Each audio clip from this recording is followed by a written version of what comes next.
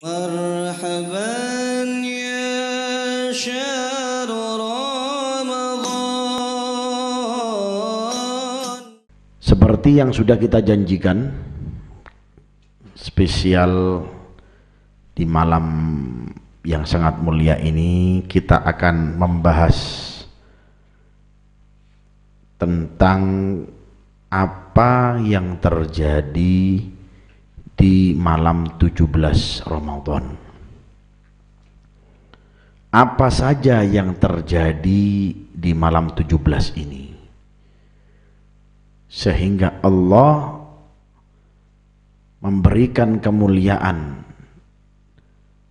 dari setiap malam bulan Ramadan, lebih lagi di malam 17 ini. Antum yang menyaksikan live streaming ini, baik dari IG atau dari YouTube kami Al-Idrus TV, kejadian yang diberikan oleh Allah di malam 17 kecuali mempunyai sisi keistimewaan dan kemuliaan yang diberikan oleh Allah Subhanahu wa taala. Di sini saya akan memberikan contoh yang terjadi di malam 17 Ramadan adalah salah satu peperangan yang dikatakan peperangan tersebut adalah Ghazwatul Badr Al-Kubra, peperangan Badr atau Badar Al-Kubra yang demikian besar dan terdahsyat yang terjadi, yang dialami oleh orang-orang muslimin di waktu itu. Alangkah mulianya di waktu itu dan alangkah terindahnya mereka sahabat-sahabat Rasulullah sallallahu alaihi wasallam yang mengikuti dan merintis Islam, bahkan peperangan yang baru terjadi, yang diawali, yang dialami juga oleh mereka sahabat-sahabat Rasulullah sallallahu alaihi wasallam. Mudah-mudahan kita mendapat keberkahannya, amin amin ya rabbal alamin. Ghazwah Badr Al-Kubra, ghazwah itu diambil dan diartikan sebagai peperangan, yaitu perang. Badar adalah nama tempat, Al-Kubra adalah yang terdahsyat. Berbicara tentang peperangan yang dialami oleh Rasulullah seperti yang dikatakan oleh ulama, sekitar 27 peperangan.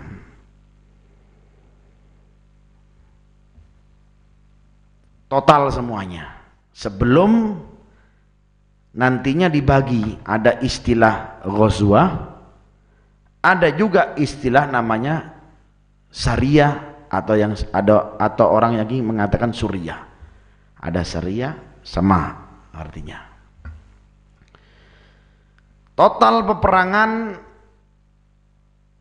secara Islami yang dialami mutlak oleh orang-orang Islam, ada sebagian yang diikuti oleh Rasulullah SAW, ada juga peperangan yang tidak diikuti oleh Rasulullah SAW.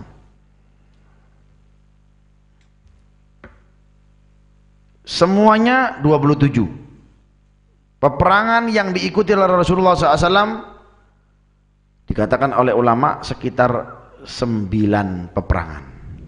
Itu mutlak yang diikuti oleh Rasulullah SAW. Ada juga peperangan yang tidak diikuti oleh Rasulullah SAW. Selain dari 9 tersebut, tapi total jumlahnya sekitar 27 peperangan. Dan peperangan terdahsyat, termulia, hingga secara jelas Allah menyebut di dalam Al-Quran. Allah sendiri menyebut dalam Al-Quran, di dalam firman Allah Subhanahu wa taala disebutkan, walaqad nasarakum bibadrin wa antum adillah.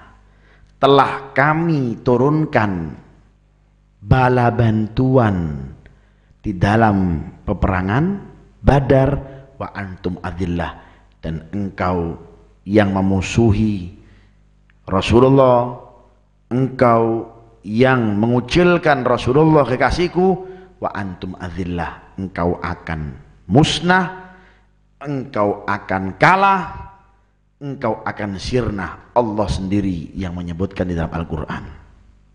Berarti tertandanya mutlak dikatakan oleh ulama bahwasanya peperangan yang paling mulia yang dialami orang-orang muslimin di waktu itu adalah peperangan Badar Al-Kubra. Kapan terjadinya? Dikatakan oleh ulama terjadinya di tahun kedua dari hijrah. Ada juga yang menyebutkan bertepatan dengan pas perintah diwajibkannya puasa.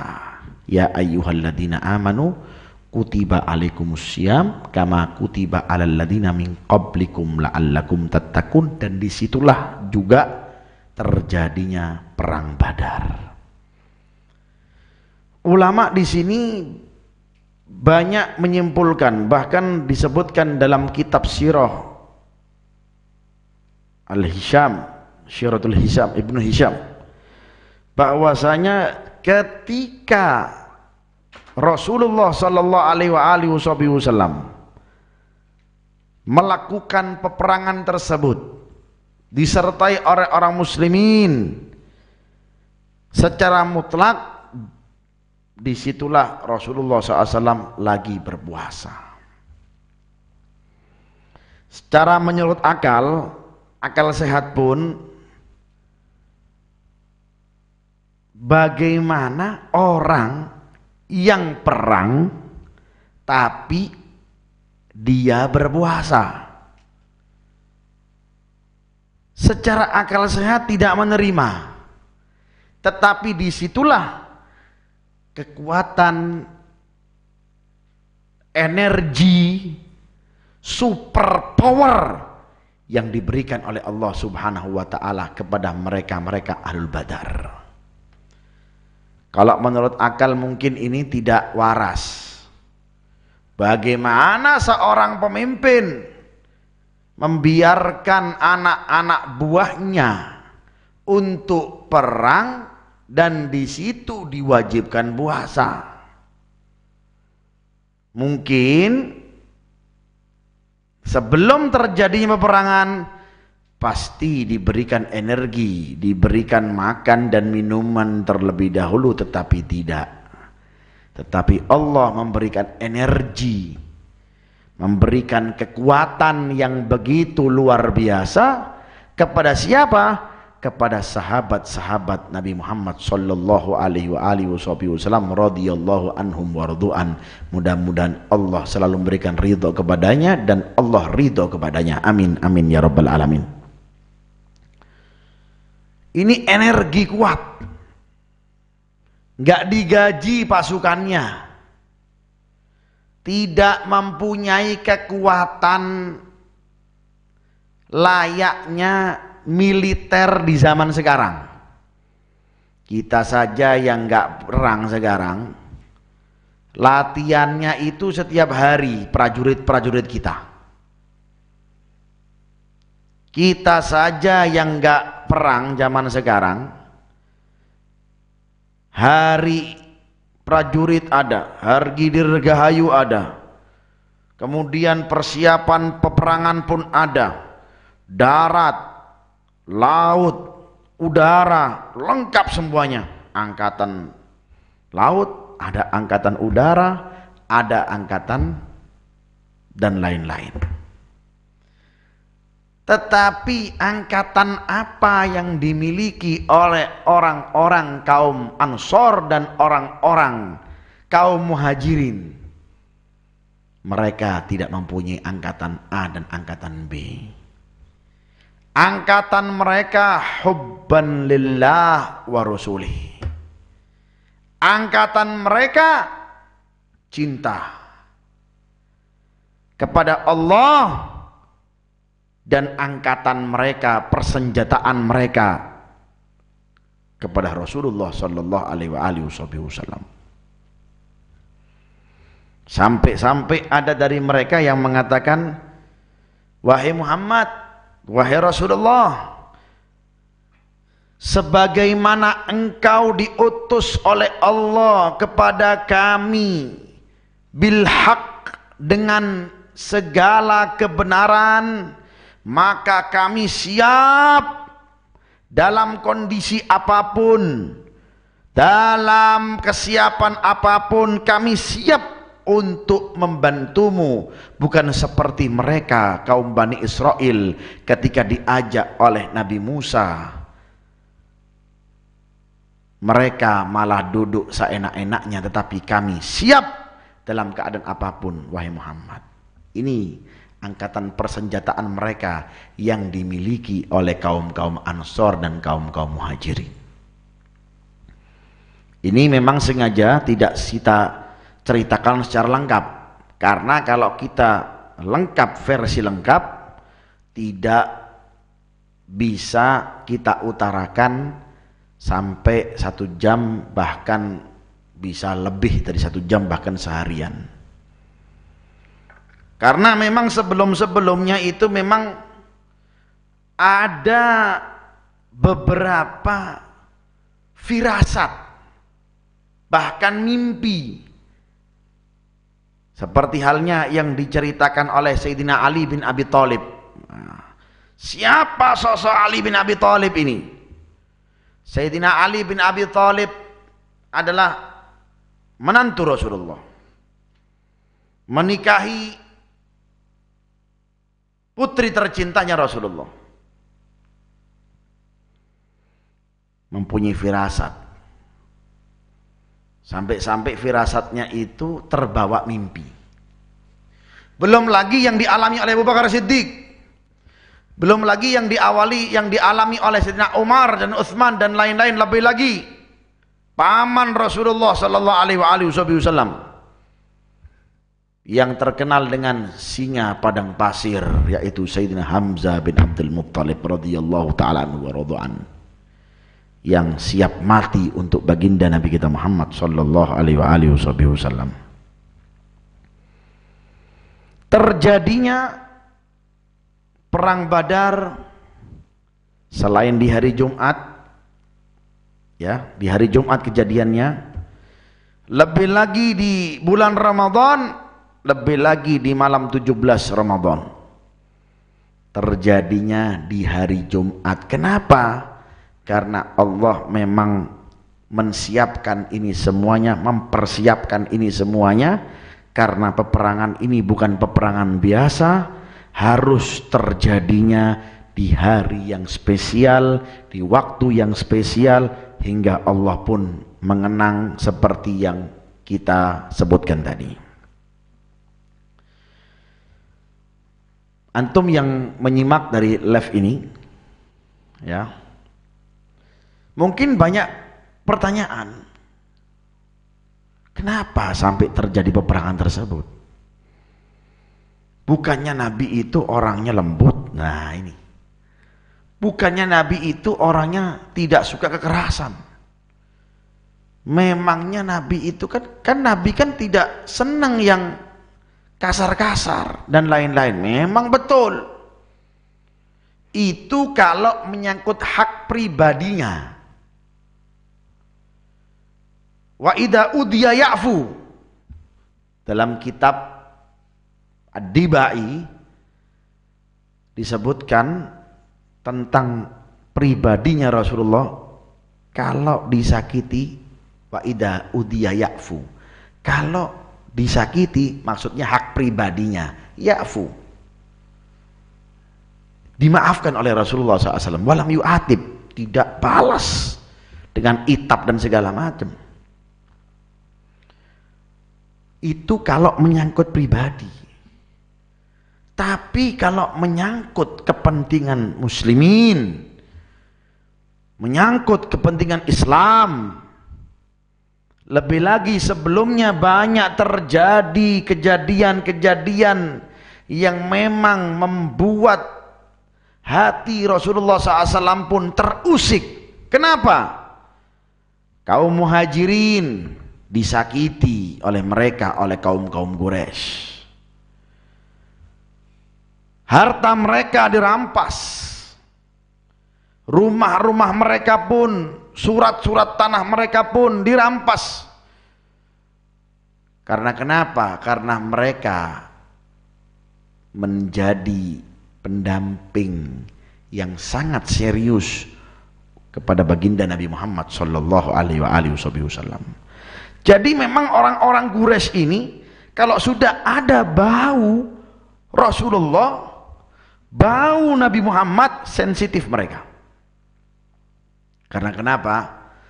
Karena Rasulullah sallallahu alaihi wasallam ajakannya luhur, ajakannya luar biasa. Nabi Muhammad sallallahu alaihi wasallam, sehingga yang berbau Rasulullah salah. Padahal tercatat di dalam kehidupannya Rasulullah sallallahu alaihi wasallam itu baik, catatannya bersih. Tidak ada di dalam catatan orang-orang Quraisy Rasulullah SAW itu tercatat catatannya hitam, tidak ada. Catatannya selalu baik.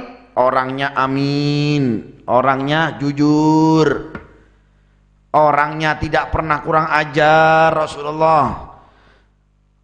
Sebelum adanya apa? Adanya polemik Badar ini ya, peperangan ini, semua catatannya baik semuanya. Tidak ada catatan hitam, tidak ada catatan buruk, selalu baik Nabi Muhammad sallallahu alaihi wasallam itu.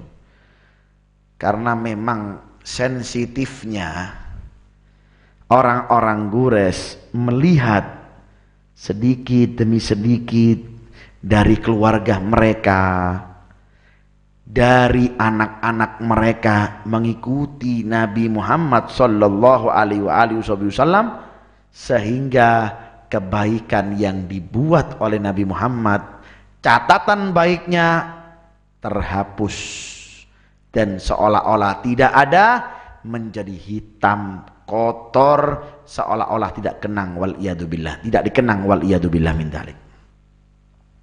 Hingga terjadinya seperti itu. Singkat cerita, Rasulullah sallallahu alaihi wasallam mendengar ada rombongan Abu Sufyan yang membawa bekal yang begitu banyak.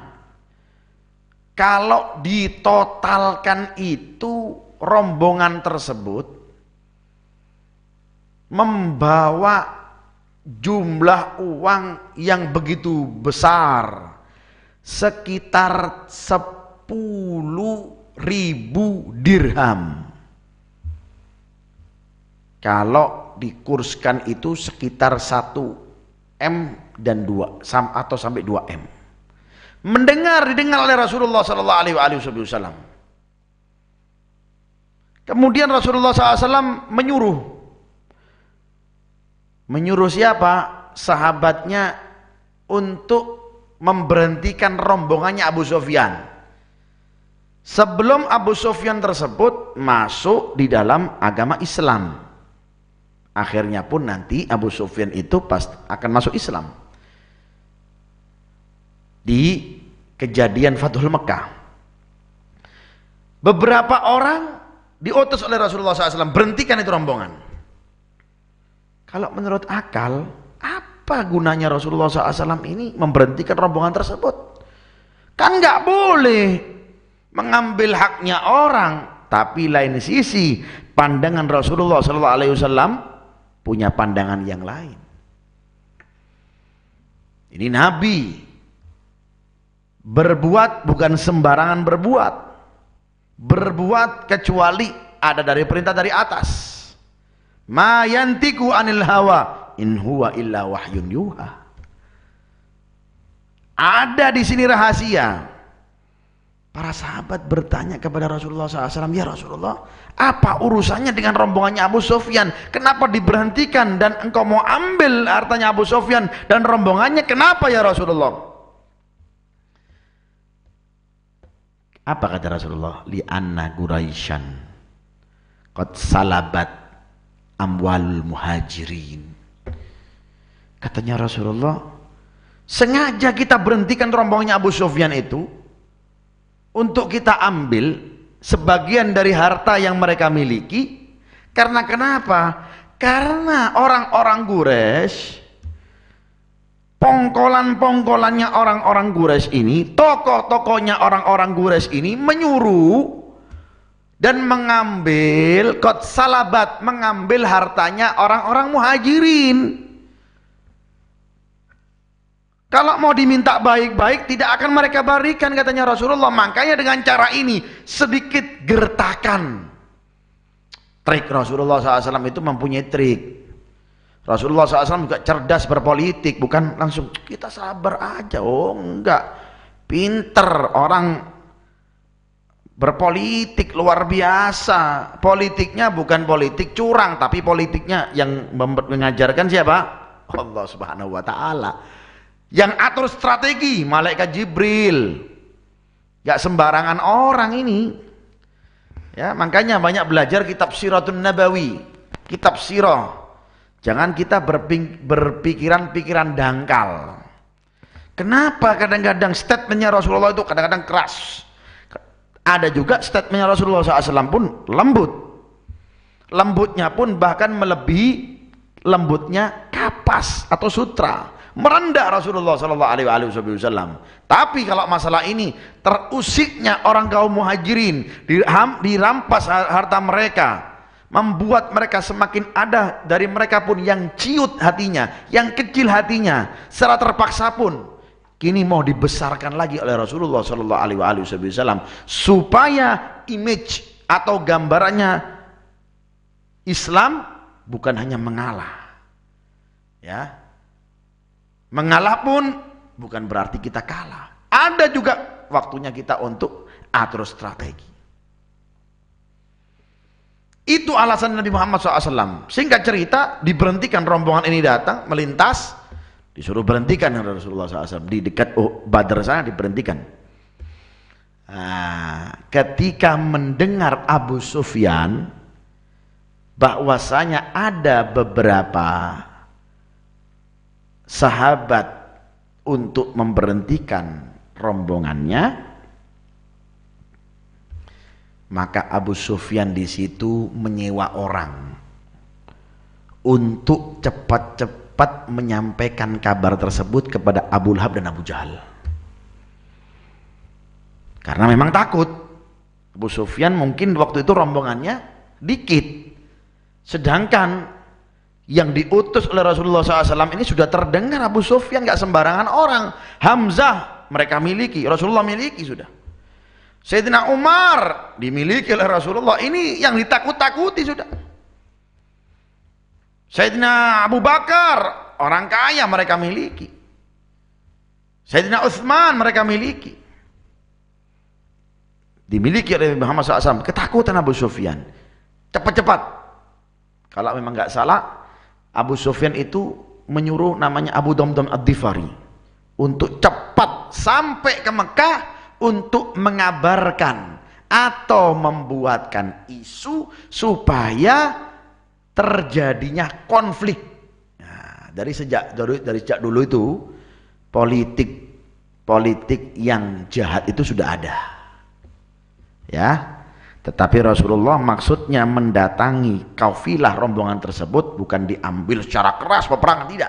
Maksudnya mewanti-wanti, seperti yang engkau ambil harta orang muhajirin kepada mereka, kembalikan, mengancam sedikit, tekanan sedikit yang dialami oleh Rasulullah SAW. Ya, membuat isu Abu Sufyan melalui Abu Damdam ini, Ad-Dhifari ini, ya kan? Wah, maka Abu Jahal, kemudian Abu siapa? Abu Lahab gregetan. Ini saatnya untuk kita membuat Muhammad semakin gentar. Langsung disiapkanlah pasukan yang begitu besar, bahkan ribuan onta, kemudian ribuan kuda mereka siapkan, persiapan juga mereka siapkan. Kemudian terdengar Rasulullah Shallallahu Alaihi Wasallam bahwa mereka atur strategi peperangan. Maka disitulah Rasulullah SAW tidak mau kalah. Sebenarnya Rasulullah SAW juga menyuruh mendatangi kafilah itu bukan untuk peperangan, bukan, cuma memberikan wanti-wanti dan mengambil sedikit apa yang mereka ambil yang dahulu orang Muhajirin punya. Orang Muhajirin itu siapa? Yang aslinya Mekah, ikut hijrah kepada Rasulullah, menebarkan isu. Abu Jahal dan Abu Lahab nggak terima, terjadilah apa namanya, virus marah, bukan virus corona ya, virus marah. Kalau sekarang yang timbul virus corona, kalau dulu virus apa? Virus marah. Makanya orang kalau sudah marah ini kan tidak apa, kan tidak kontrol, sensitif, menyiapkan bala pasukan, bala tentara. Rasulullah memberikan kabar kepada Hamzah. Hamzah pun sudah gregetan juga. Sayyidina Hamzah memberikan kabar kepada Sayyidina Umar juga, gregetan juga semuanya. Akhirnya di waktu itu pun langsung atur strategi. Cuma lain sisi, yang ikut hijrah alias Muhajirin ini kan sedikit. Mereka memang dari awalnya sudah terlatih dalam peperangan. Orang-orang Ansor belum terlatih dalam peperangan. Kebiasaannya maklum orang desa, orang-orang Ansor, orang Madinah itu, Yathrib dulunya ya, kebiasaannya berkebun, orang-orang sawah, megang-megang cangkul biasanya megang-megang linggis. Kalau orang-orang Mekah sudah terlatih pegangnya pedang, mereka terlatih pegangnya tombak, busur, panah, sudah terlatih mereka. Maka di waktu yang sangat singkat Rasulullah Shallallahu Alaihi Wasallam itu menyuruh Sayyidina Hamzah, Sayyidina Umar untuk melatih mereka yang siap untuk perang bersama Nabi Muhammad Shallallahu Alaihi Wasallam. Ya, la ilaha illallah.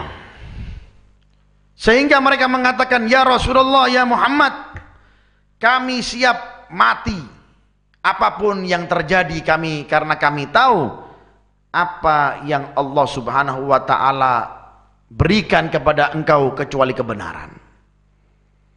Maka di waktu yang singkat Sayyidina Hamzah, Sayyidina Umar melatih mereka dengan sedikit latihan sebisa mereka. Tapi memang kalau sudah terlatih karena Allah dan Rasulnya itu ringan. Lain kalau ada orang yang terlatih karena latihannya apa? Ada komisinya alias ada fulusnya. Akhirnya gak mau maju kecuali ada apa? Ada komisinya. Gak mau ikut perang kecuali ada dompetnya. Kalau mereka sahabat-sahabat Rasulullah SAW dilatihnya sebentar, modalnya Allah dan Rasulnya, jadi sebentar juga melatihnya. Melatih pedangnya sebentar, melatih pakai tombaknya pun sebentar, melatih pakai busur panahnya pun sebentar melatihnya, nggak butuh waktu lama, ya, nggak pakai push up, nggak pakai tiarap, nggak pakai, ya. Mereka latihannya cinta Allah dan Rasulnya. Pokoknya yang mengusik Nabi Muhammad, pokoknya yang mengusik Rasulullah, sudah babat habis, nggak mau tahu rasanya. Makanya sampai ada ceritanya ketika perang, salah satu peperangan, ada anak kecil, ya, yang datang ke sebelahnya Abdurrahman bin Auf, bertanya, Abdurrahman bin Auf, paman, manggilnya paman, ya ammi, mana sih namanya Abu Jahal ini, ya, saya dengar orang itu suka memaki Rasulullah. Mana? Memang ada apa sama inti? Anak mau bunuh dia. Oh, lihat cintanya. Jangankan kita mau peperangan, mau perang, kita ini mendengar meteor mau masuk ini loh, sudah ributnya bagaimana, bingung gimana segala macam, akan terjadi apa. Kalau mereka enggak, apa yang terjadi pokoknya apa? Hubballah wa rasuluh. Yang terjadi bagi mereka cinta Allah dan Rasulnya. Apapun yang terjadi, ini bukan hanya virus yang mereka serahkan, nyawa mereka serahkan. Kalau kita sekarang keluar aja takut, ya, cuci tangan, baru sekarang tahu artinya cuci tangan dan segala macam. Sahabat Nabi, nyawa mereka berikan kepada baginda Nabi Muhammad sallallahu alaihi wasallam. Harta mereka berikan kepada Nabi Muhammad sallallahu alaihi wasallam. Semuanya apa yang dianjurkan Nabi, mereka berikan totalitas kepada baginda Nabi Muhammad SAW. Nyawakah, hartakah, apapun untuk baginda Nabi Muhammad sallallahu alaihi wasallam, hingga terlatih, biarpun dengan latihan yang sangat singkat, siap mereka. Ditanya, dilihat oleh Rasulullah, mana yang siap? Ini ya Rasulullah yang siap. Berapa jumlahnya? 313 ya Rasulullah. Sempat, namanya manusiawi, ya, hatinya sempat pun merasa kucil melihat jumlah orang-orang Quraisy yang begitu banyak, yang didapat informasi oleh Rasulullah SAW sekitar 1000 bahkan 2000, ribuan yang ikut dalam peperangan tersebut untuk memerangi orang-orang muslimin di waktu itu. Timbul sifat manusiawi yang dialami Rasulullah SAW. Kalau ini berhadapan secara fisik, mana bisa jumlah yang sedikit 313 mengalahkan ribuan, mana bisa. Sayyidina Hamzah tidak kucil membesarkan hati Nabi Muhammad SAW. Sayyidina Abu Bakar pun membesarkan hati Nabi Muhammad SAW.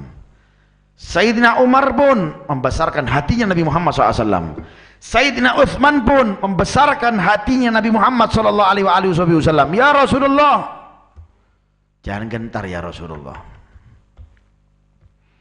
Tapi Rasulullah SAW di waktu itu pun bahkan tercatat, disebutkan dalam kitab,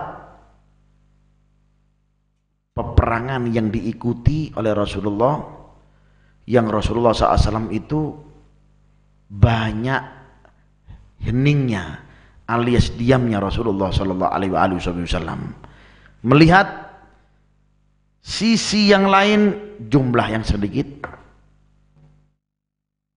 sisi yang lain persiapan yang sangat minim,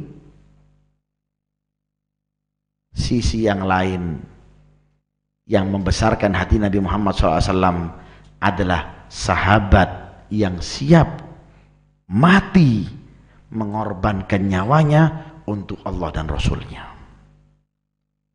Maka ketika Sobihatul Jum'ah di hari Jumat bertepatan di hari 17 Ramadan, setelah malamnya Rasulullah sallallahu alaihi wasallam disebutkan dalam riwayat menyendiri di salah satu khemah alias kemah berholwat Nabi Muhammad sallallahu alaihi wasallam sambil mengatakan di dalam doanya, ya hayyu ya qayyum la ilaha illa anta, ya hayyu ya qayyum la ilaha illa anta.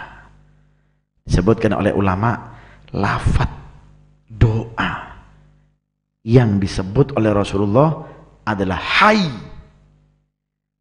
bukan asmaul husna yang lain, tetapi apa? Ya hayy, wahai yang maha hidup, yang kehidupanmu abadi, tidak mengenal yang namanya kematian. Ya hayyu ya qayyum la ilaha illa anta. Terus disebut oleh Rasulullah SAW, wahai yang maha hidup, la ilaha illa anta, tidak ada Tuhan selainmu. Terus dibaca oleh Rasulullah SAW. Dilihat pun diintip oleh Sayyidina Abu Bakar Siddiq, melihat bagaimana cara doanya Rasulullah SAW berdoa ketika berkomunikasi dengan Allah Subhanahu wa Ta'ala yang sangat luar biasa. Bahkan tercatat dalam riwayat, tidak pernah, katanya Abu Bakar Siddiq, saya melihat Rasulullah berdoa yang sangat intens, yang sangat dekat, yang sangat khusyuk luar biasa, kecuali ketika kejadian tersebut, karena memang keadaan genting di waktu itu. Terus doa Rasulullah SAW. Di pagi hari Jumat pun lebih lagi Rasulullah SAW mentraining, siapkan bala tentaranya, dan di waktu itu pun dipimpin sendiri oleh paman, dipimpin sendiri oleh Rasulullah, dan diwakili juga oleh Sayyidina Hamzah bin Abdul Muttalib dan juga Sayyidina Umar bin Khattab, yang memang sahabat luar biasa yang mengetahui strategi peperangan di waktu itu. Berikan training oleh Rasulullah SAW. Jadi kalau istilah kerja ada trainingnya, ya, ada apelnya. Sebelum apa? Sebelum kerja apel dulu. Seperti hal layaknya aparat-aparat kita kan ada apelnya, apel jam sekian. Kalau apelnya sahabat itu di waktu itu sebelum subuh, di training dulu. Bagaimana? Ayo kumpul bersama. Untuk apa? Ayo doa, munajat pada Allah Subhanahu wa Ta'ala, meminta kepada Allah Subhanahu wa Ta'ala, wahai sahabat-sahabatku, apalagi ini di bulan yang belum berkah, minta semuanya kepada Allah Subhanahu wa Ta'ala. Minta mereka, para sahabat-sahabat Rasulullah SAW berdoa kepada Allah Subhanahu wa Ta'ala, ya hayyu ya qayyum la ilaha illa anta, ya hayyu ya qayyum. Terus Jumat subuh pun, kemudian setelah subuh pun demikian Rasulullah SAW.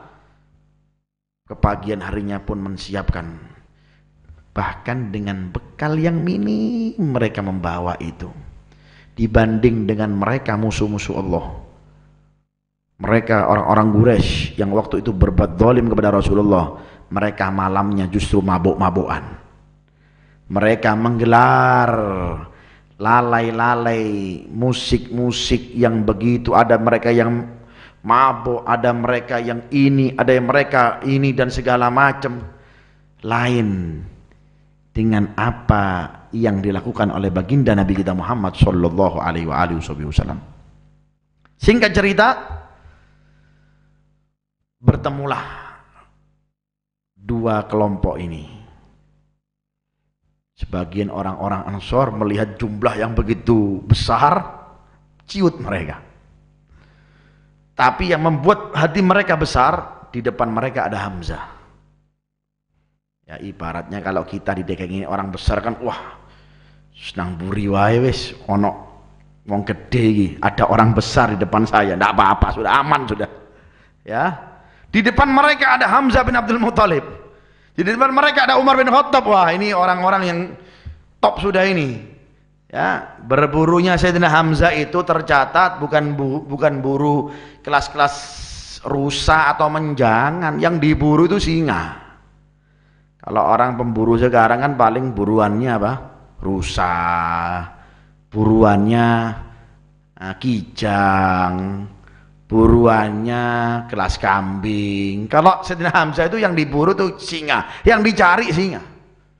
Ya kan? Jadi singa pun kalau melihat Sayyidina Hamzah bin Abdul Muthalib sudah kabur duluan. Jadi para sahabat lain sisi ciut hatinya melihat kelompok yang begitu besar, lain sisi merasa pede, ada Hamzah, ada Umar, lebih lagi ada baginda Nabi kita Muhammad sallallahu alaihi wasallam. Atur strategi Rasulullah SAW di waktu itu dengan dipimpinnya sendiri. Rasulullah SAW memanggil Hamzah bin Abdul Muthalib. Wah, lantang Nabi Muhammad SAW itu ya. Rasulullah SAW itu kalau sudah tegas, sudah. Jangankan ketegasannya, daripada mukjizatnya Rasulullah SAW saja, kalaupun bulan itu yang begitu tinggi dan jaraknya yang luar biasa, ribuan kilo yang sudah kita ketahui, tapi ketika ditontonkan oleh orang-orang sekitarnya pengen tahu bagaimana mukjizatnya Rasulullah, katanya Anas bin Malik seolah Rasulullah SAW itu memegang bulan dan dipegangnya itu bulan. Jangankan hanya cuma sekelas Abu Jahal dan Abu Lahab, dipanggillah oleh Rasulullah SAW Hamzah bin Abdul Muthalib. Wah, pamannya sendiri. Hamzah pun tidak merasa terkucilkan, malah senang. Karena di waktu itu lain sisi Sayyidina Hamzah pun meminta Rasulullah SAW, Rasulullah, perang kasihan ini, kaum muhajirin, kasihan mereka. Rasulullah SAW belum ada. Sabar wahai Hamzah, tunggu kabar dari Allah Subhanahu wa taala. Hamzah sudah gregetan ini, ya kan? Tapi gregetannya dalam kebenaran. Bukan gregetannya dalam apa? Dalam kesalahan. Justru gregetannya dalam kebenaran. Tapi dilarang oleh Rasulullah SAW. Belum, sabar dulu wahai Hamzah. Seperti itu. Setelah Rasulullah SAW memanggil Hamzah, gak mau kalah Abu Jahal Abu Lahab. Memimpin bala pasukannya memanggil siapa? Syaibah bin Rabi'ah, maju juga. Wah, ini top lawan top ini, Syaibah bin Rabi'ah juga. Ali bin Abi Thalib umurnya masih kecil waktu itu. Ya Rasulullah, anak sebur, jangan dulu. Tapi memang ini didikannya luar biasa, sampai-sampai dalam riwayat desain pedang yang dipegang oleh Ali bin Abi Thalib itu yang mendesain sendiri khusus dari Nabi Muhammad sallallahu alaihi wasallam. Lain sisi Rasulullah SAW melihat kesungguhan anak kecil ini, ya kan, umurnya masih berapa? Ya sudah, kata Rasulullah SAW, "Dum anta ya Ali, ayo maju ya Ali bin Abi Thalib." Maju Ali bin Abi Thalib. Bukan hanya maju di waktu itu, diberikan pedang khusus oleh baginda Nabi Muhammad SAW. Ambil, kata Nabi Muhammad SAW. Habal Hasanain, Ali bin Abi Thalib radhiyallahu taala anhu. Berhadapan dengan siapa? Walid bin Utbah. Ini yang suruhan-suruhannya Abu Jahal dan Abu Lahab ini bukan orang sembarangan, juga ahli strategi. Ya. Syaibah bin Rabi'ah, Walid bin Utbah. Kemudian Rasulullah SAW itu menyuruh siapa? Yang ketiganya Ubaidah bin Harith bin Abdul Muthalib, masih keluarganya Rasulullah SAW. Berlawanan dengan siapa? Ya, berlawanan dengan Utbah bin Rabi'ah. Kenapa di sini 3 orang ini yang dipasang oleh Rasulullah. Kenapa nggak Umar dipasang oleh Rasulullah? Kan masih banyak sahabat yang strategi perang. Tidak. Rasulullah orangnya pinter. Keluargaku dulu. Kalau ente betul-betul cinta dengan aku, ayo. Jangan cuma cintamu hanya kata-kata saja. Ente keluarga ana. Hamzah bin Abdul Thalib, paman. Siap paman, siap. Ali bin Abi Thalib, sepupu, siap. Jadi dimajukan dulu keluarganya. Ya, jadi kalau ada perjuangan di dalam dakwah ini, keluarga nggak mendukung, ada something keluarganya berarti. Lihat keluarganya Rasulullah Shallallahu Alaihi Wasallam itu, ya. Dengan beliau memprioritaskan dirinya, tidak diperintahkan orang lain untuk berhadapan dengan musuh-musuh Allah. Justru yang di nomor satukan keluarganya dulu. Hamzah bin Abdul Muthalib, Ali bin Abdul Thalib, Ubaidah bin Harith bin Abdul Muthalib. Ini keluarganya semua Rasulullah SAW. Rahasia tersendiri yang diberikan oleh Rasulullah dan contoh. Maksudnya dalam bahasanya, saya nggak mau mengorbankan orang lain dulu sebelum keluarga. Memang dakwah sama keluarga ini memang kadang-kadang seret. Ya, daripada dakwah sama orang lain. Makanya Rasulullah SAW, ayo ente perjuang dulu. Seperti itu. Kadang-kadang kalau kita dakwah sama keluarga ini kan hujatannya kan aneh-aneh. Ya kan? Bahasa kasarnya itu biasa aja lah, atau bahasanya opo wae lah. Tapi Rasulullah SAW tidak. Ente cinta sama ana, Hamzah siap, maju. Ali bin Abi Thalib maju. Kemudian Ubaidah bin Abdul Harith bin Abdul Thalib, ayo maju. Mereka siap membela baginda Nabi Muhammad SAW. Nggak ciut mereka. Siap ya Rasulullah, mereka maju. Bahkan dalam riwayat, satu yang tewas dari 2 itu tadi. Siapa yang tewas? Ubaidah bin Harith bin Abdul Muthalib. Yang lainnya pun tidak akan bisa. Siapa yang mampu menghadapi Sayyidina Hamzah bin Abdul Muthalib jikalau satu lawan satu, kecuali kalau memang ditawur alias dikeroyok, mungkin Hamzah kalah. Tapi kalau ya kan 1 lawan 1, ya kan? Siapa yang berani? Sekuat apa dia? Ya pasti ciut lawan Hamzah. Ya. Bebas. Mati dia. Lawan Ali bin Abi Thalib, anak kecil. Siapa dia? Nggak tahu ini. Ini anak kecil, bukan sembarang anak kecil. Pedangnya saja khusus. Pedangnya siapa? Pedang yang didesain oleh Rasulullah SAW. Sebelum didesain ya pasti ada bahasa sekarangnya sudah dikasih asma-asma khusus dari Rasulullah SAW. Ya kan? Kalau bahasa dukunnya jompa-jampinya kuat. Mosok percaya mbak dukun, percaya sama dukun. Ini Rasulullah, ini yang mendoakan ini Rasulullah. Tapi lain sisi sunnatullah fil haya, ya kan? Ada yang menang, juga ada yang kalah. 2 menang, 1 digugurkan oleh Allah. Supaya apa? Supaya musuhnya makin pede. Oh, masih bisa, ya kan? 2-1 masih bisa saya saingi. Kalau ibaratnya main bola, sih 2-1. Kalau 2-0 kan nyiut kan? Nah, bahasanya kan seperti itu. Akhirnya nggak tahan juga, ya. Abu Jahal dan Abu Lahab setelah melihat keadaan seperti itu, gengsi. Hamzah menang, Ali menang, ini kalah. Kalah saya 2 ini. Menang cuma 1, alias 2-1. Sudah. Dari situlah langsung perintah dari Abu Jahal dan Abu Lahab untuk menerjunkan seluruh pasukan dan mengeroyok Dan ketika dilihat seperti itu, Rasulullah SAW selain memimpin pasukan tersebut, ke belakang Rasulullah SAW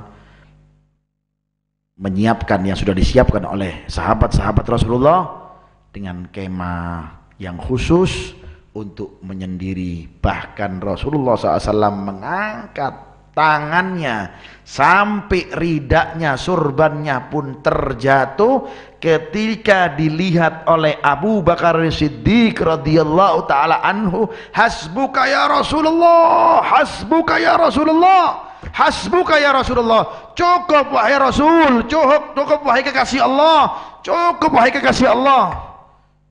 Doamu pasti akan dikabulkan oleh Allah Subhanahu wa taala. Allahumma in tuhlik hadil asobah lam tu'bad abada. Ya Allah, doanya Rasulullah, kalau seandainya 313 ini kalah dan mati semuanya, jangan harap lagi ada orang yang menyembahmu ya Allah. Doa terus sambil ya hayyu ya qayyum la ilaha illa anta. Di waktu itu langsung diturunkan bala tentaranya Allah Subhanahu wa taala. Di lain episode kita akan berikan ceritanya secara gamblang dan jelas, dan ini untuk permulaan, mudah-mudahan ada manfaatnya. Amin amin ya rabbal alamin. Ya, ini kalah episodenya ya, episodenya sinetron kalah ini ya. Makanya kalau kita memang betul-betul mau mengkaji sirah itu enak, mendinginkan hati. Memang tergantung pembawaan sih. Memang kalau pembawaannya kalau memang yang apa namanya yang biasa, ya jadinya biasa. Ibarat kalau ente tahu ya orang jualan pentol ya, kemudian pentol itu biasa tapi memang diviralkan jadi luar biasa, ya kan? Ceritanya sahabat kalau ente viralkan jadi luar biasa, ceritanya Rasulullah kalau ente viralkan jadi luar biasa, apalagi lewat YouTube Ali Terus TV lebih lagi. Makanya jangan lewatkan Ali Terus TV di YouTube ini ya, sama IG Habib Idrus Ali Terus lebih lagi, ya kan? Nah, dan Facebooknya Habib Idrus lebih lagi. Jangan barang saja orang jadi sales itu barang biasa jadi luar biasa, lihat cara pembuatannya, tapi ketika dirasakan wah biasa wae loh, karena diviralkan. Yang memviralkannya itu siapa? Ya, makanya cerita-cerita seperti ini, ceritanya Rasulullah, ceritanya sahabat Rasulullah, ceritanya orang-orang solihin yang harus kita ulama-ulama harus menggemblangkan, maksudnya memviralkan sehingga tahu, oh ulama itu seperti ini, orang solihin seperti ini, Rasulullah itu seperti ini, sehingga ada daya magnet tersendiri hingga mereka pun yang asalnya cuek dengan ceritanya Rasulullah jadi mau belajar ceritanya Rasulullah. Yang asalnya mereka cuek dengan ceritanya sahabat padahal banyak hikmah-hikmah, akhirnya mereka mau mengkaji. Ini perlulah yang harus kita viralkan, mudah-mudahan ada manfaatnya. Jangan jauh dari channel YouTube Ali Terus TV, juga dari IG pribadi saya, atau dari fanspage Habib Idrus Ali Terus, atau dari YouTube Majelis Rasulullah Jawa Timur ya. Mudah-mudahan ada manfaatnya dan diberkahi oleh Allah Subhanahu wa taala.